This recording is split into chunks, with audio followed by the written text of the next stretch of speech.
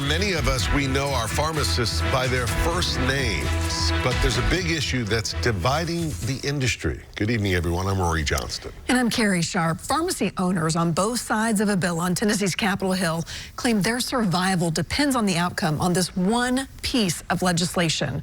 Chris Davis takes a deeper look. New at 6. This is very challenging for me. And some bills that the Tennessee legislature considers are pretty straightforward. This is not a simple bill. It's not an easy bill. This is not one of them. The bill prohibits a person or entity from simultaneously owning or controlling a pharmacy in both a covered entity and a pharmacy benefit manager.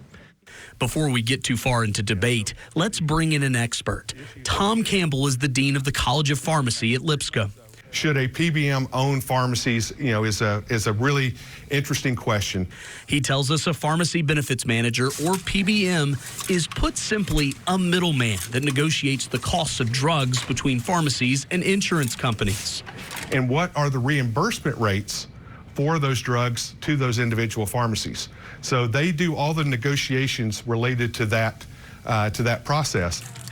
The proposed bill would prevent the owner of a pharmacy from also owning the PBM because small independent pharmacies simply can't compete. Whereas an independent pharmacy owner doesn't have access to that. And so all they're left with are very low reimbursement rates. In fact, in some cases, dispensing prescriptions at a loss. CVS is an example of a big pharmacy that also owns a PBM called Caremark. They would be forced to either sell their PBM or their pharmacy if the bill passed.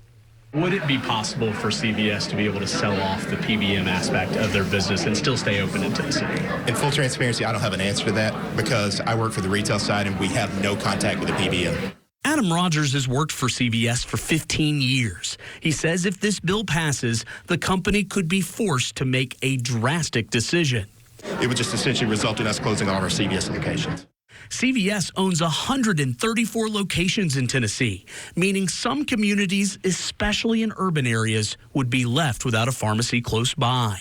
That access is really important at a neighborhood level for the people that live in a community. They need to be able to go to the corner drugstore, whether that be a CVS or an independent owner or Walgreens or whoever that might be.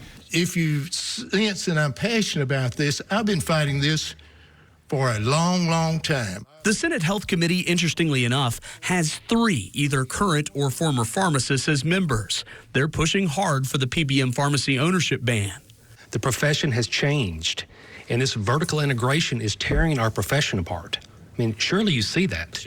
The bill advanced, but has several stops to go.